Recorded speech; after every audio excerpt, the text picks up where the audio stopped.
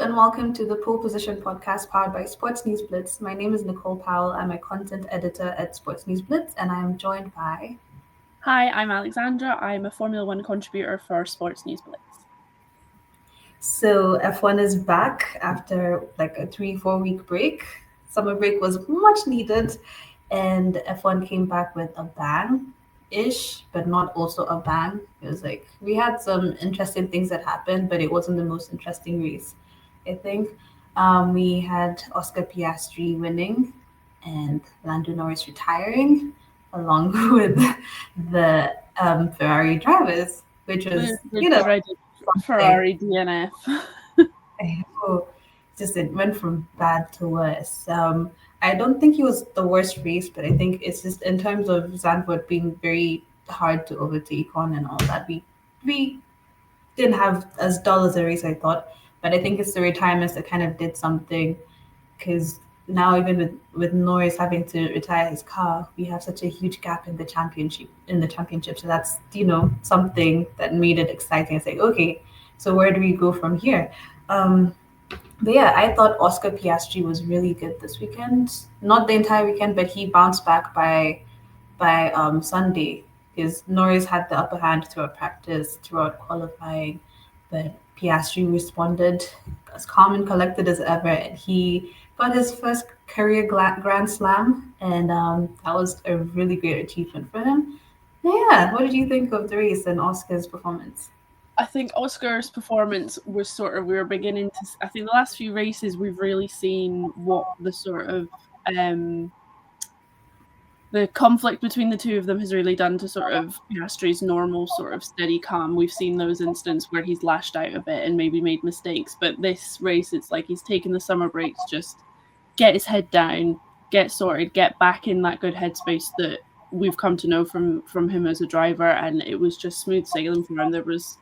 I couldn't fault him for any of his drives. I mean, obviously qualifying wasn't the best, but then he came out of nowhere, pulled that pole position. I think it was like 10 hundredths of a second. It was so close between him and Norris for that pole position anyway. But, most led all the laps, pole position, winning it, just an amazing Grand Slam for him. Obviously, the Norris DNF is not great. And I think it would be a shame for Norris to lose out on a proper championship battle because of engine failure. I mean, we saw that where the hell did that come from? Just immediate smoke coming out the car. But I mean, the gap's opening up, and Norris is now going to have to fight 10 times harder. He really needed to come into this after this summer break with a win to get that lead back from Piastri, and it's just the gap's just got even wider. Yeah, so now it's just going to be all about who can stay calm under pressure and deliver the best results possible. And yeah, but I think especially after that, I think Oscar's got this in the bag, but it will be interesting to see how it's going to develop because, the second half of the season tends to have a bit more of surprising factors and all. Mm-hmm. Maybe another team will bounce back and kind of disrupt McLaren's progress. Yeah, and then we had Max Verstappen on the podium and Isaac Hadjar. So that was really nice. That was something to smile about. Really, I felt like a proud mom watching Hadjar on the That's podium. exactly how I felt. It's literally what I was saying to everyone. I think it's so So like when you look at him from the start of the season, like not even being able to finish the race, like I don't yeah, even think he started one at one point, and the fact that he's now, on a podium in his rookie year is, I think we've really got to keep an eye on Isaac Hadjar. He's yeah, got a really good hard racing line, and he's really good at what he does. yeah. For me, it's been the rookie of the year because he's been the most consistent. And it's just yeah, like you mentioned at the start of the season, I think that was Australia when he couldn't even start the race, and there was a whole his Lewis Hamilton's dad hugging him and consoling him after the race, and then now he has kind of replicated something that Lewis Hamilton did. He's on the podium in his first season, and I know Mm-hmm. that was. And it's such an amazing achievement. I felt so proud. He qualified P4, which was amazing on its own.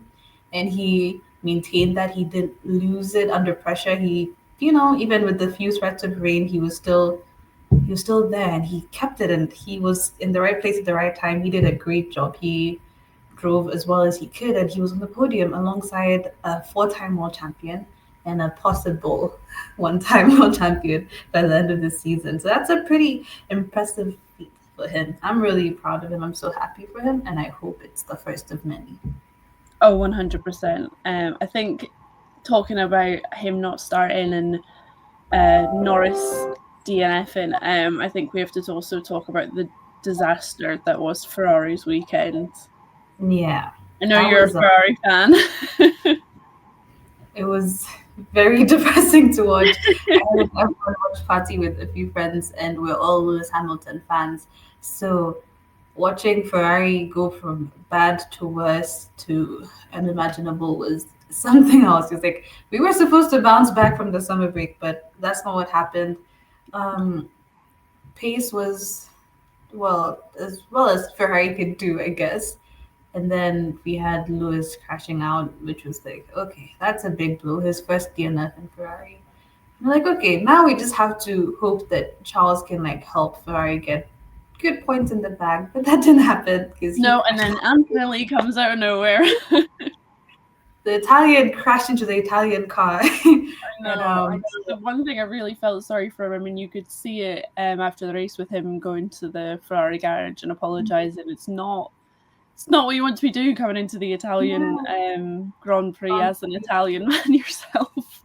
yeah. But I will say it's something I don't really entirely fault Antonelli for because he's at the end of the day a rookie. He's 18 years old, and there's not much he could have done once he started going wide. So it was just kind of a rookie mistake, yes, but also a racing incident. It's just such a shame that it just happened to be the one weekend where we needed at least one Ferrari to just do well because one was already out. But I guess maybe there's a chance for them to bounce back at their home race. Because Ferrari, weirdly enough, even when they're having a bad season, tend to have a good Italian Grand Prix.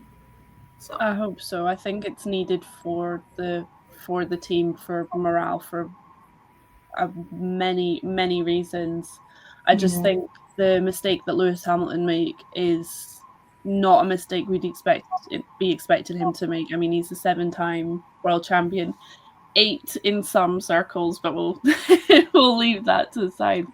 But he's meant to be one of the drivers that is just not that he doesn't make mistakes, but he doesn't make silly mistakes like that. And I do wonder if maybe the pressure of it is all starting to get to him, and we're maybe starting to.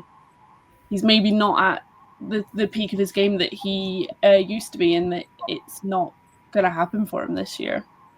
yeah. I'm really hoping he can bounce back, especially if he does it in Monza. I think that would be a great boost for his confidence because it's his not his first home race for Ferrari because they had Imola, but it would be but Monza is really the heartbeat of the Tifosi, so it Mm-hmm. would be so important for Ferrari to have a good car and for both their drivers to just do well and for Lewis and Charles to just bounce back after a very disappointing end to the Dutch Grand Prix.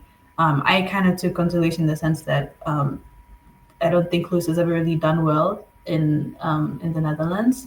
Apart from I think he was 2023 where he could have probably been on the podium. I think I don't remember too well.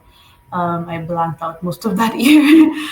um, yeah, fingers crossed that Ferrari can actually, give the Tifosi something to cheer about on Sunday and on Saturday too, because a pole position would be nice for one of the drivers in the race win.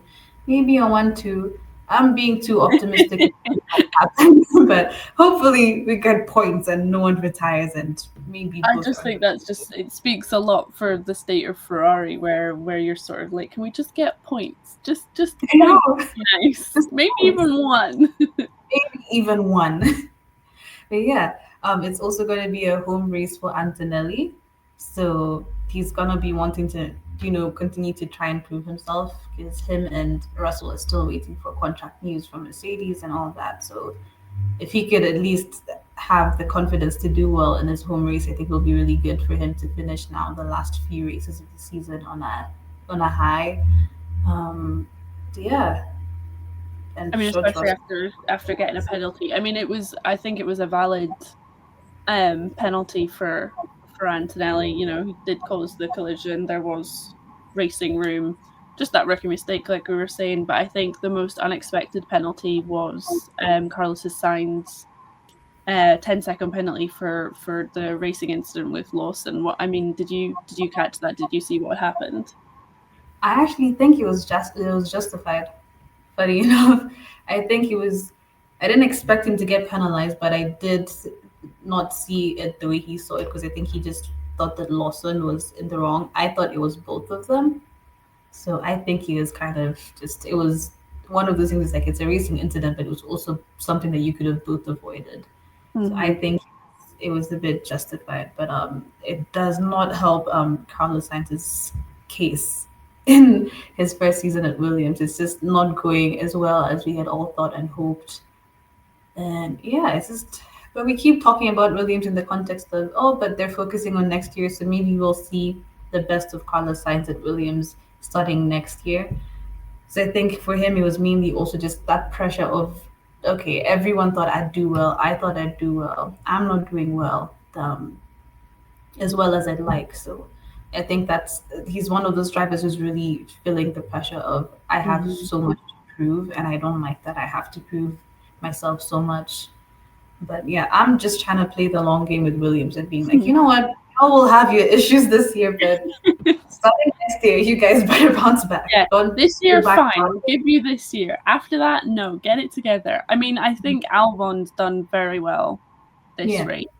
I mean, I think it was 5 overtakes in the first 3 corners of the opening lap. I just think that's the sort of driver that Williams are looking for, and he's pushing himself every single weekend and just giving it everything that he's got, even in a year where Williams isn't, really aiming for, top position of the Yeah. midfield. They're really trying for next year, like we keep saying.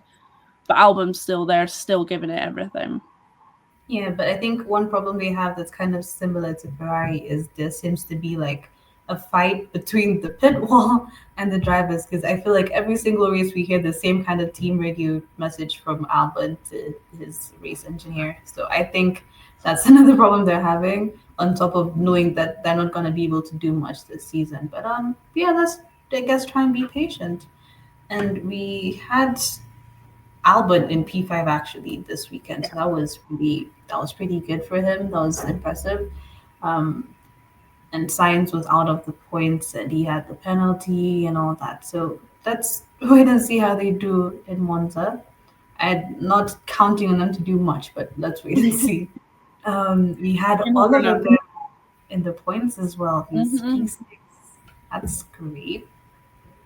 I think I was so focused on Ferrari DNFing and Hajj on the podium that I was not even noticing how well Albert and Behrman did. It's like, all right, they Yeah. were there. They actually were in the points massively. Yeah.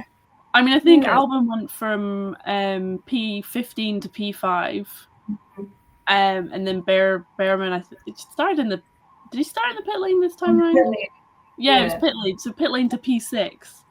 That's which is impressive. really impressive Massively impressive. for a rookie in a Haas. I know, a Haas. Of all cars, it's a Haas. How far they've come is really impressive.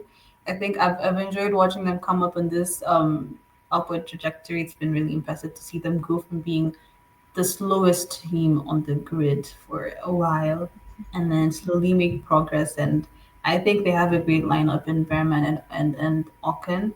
So Mhm. it's really nice to see Behrman actually do well because he's one of those drivers who you could just tell once he comes to F1, he's gonna impress us. And look at that. Pit lane to P6 in in the Netherlands Insane. in a Haas. Incredible. It rained just a Absolute little bit, cinema. but like that was so impressive.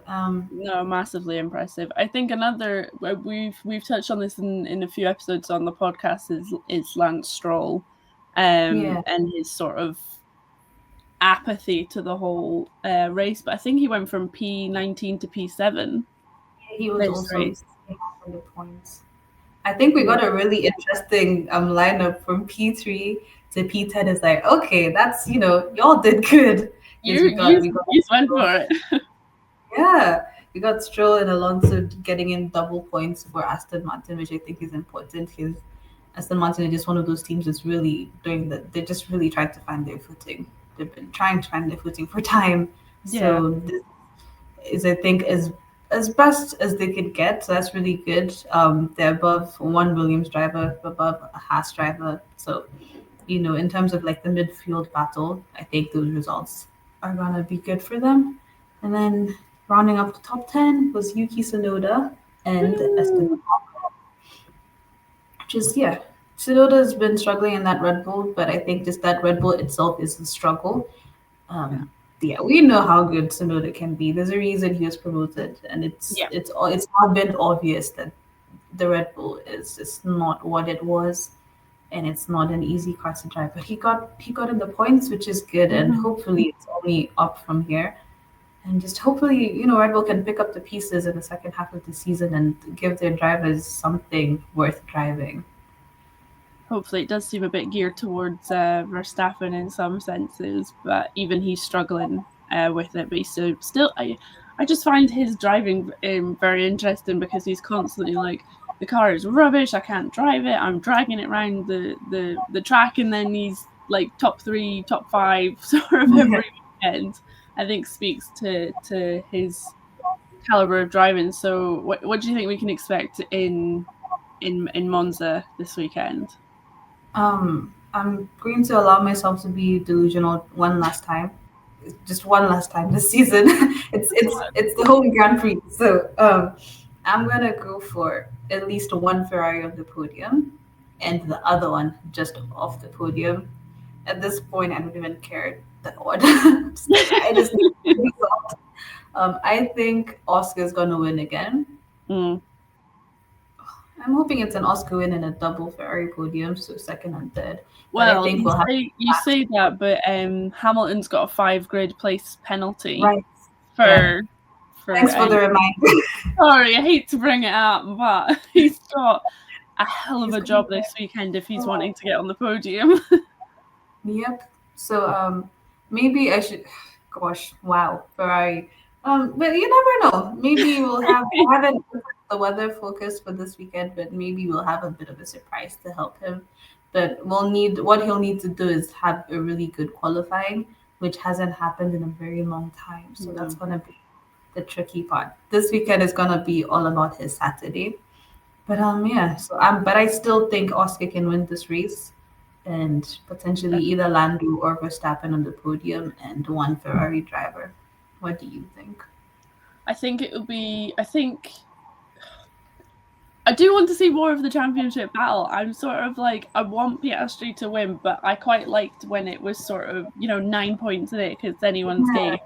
Now that it's gone to like, what is it, 34, 36, something like that, it's sort of like, and I it's think I not saw so it. fun anymore. Say that again? It's not fun anymore. It's like we No. wanted a close battle. I want a battle. Yeah, I want it. I want it back to this sort of Verstappen and Hamilton, that controversial year where it was neck and neck. But I think if Norris is going to win it, he's just got to repeat what he did in the Netherlands. Just keep pushing lap after lap after lap, because we saw Yeah. how much he was catching up to Piastri, and it was purely engine failure that prevented those final lap battles. Yeah, those the race start, which he lost the position to Max, if I remember correctly. So Yeah, if he has a good start, regardless of where he starts the race from, he has a good shot at winning this race. and that's And always been his problem, though, is race starts. He's never managed to get off the gun as fast as the others or as aggressive as the others, even when he is in pole. So I yeah, think time will tell, but I think it's probably a safe bet of Piastri winning. But I don't think Norris is going to make it easy for him if they're close in qualifying. but hopefully we get a battle because I'd like this. I'd also love Piastri to win this title because I think he's really proven himself and all, and we don't know how many opportunities he's going to get after this. But I really want a really close battle. I want this to go down to the last race of the season, where it's even like even if Piastri doesn't win, I'm like Norris won, but like they give us a good battle, which is what every F1 fan wants. Is we want to see racing, we want battles. Mhm. I want papaya rules to be bent a bit. I want drama. Yes, give me everything. give me like Drive to Survive on steroids during this Exactly. during this championship battle. Yeah, exactly. But I'm excited for the Italian Grand Prix. It's one of my favorite tracks. I think it's just because I'm a Ferrari fan. So hopefully, I have something to smile about come race day, and we actually have at least one Ferrari on the podium. Maybe my delusions will come true, and we'll have two Ferraris, and one of them will win.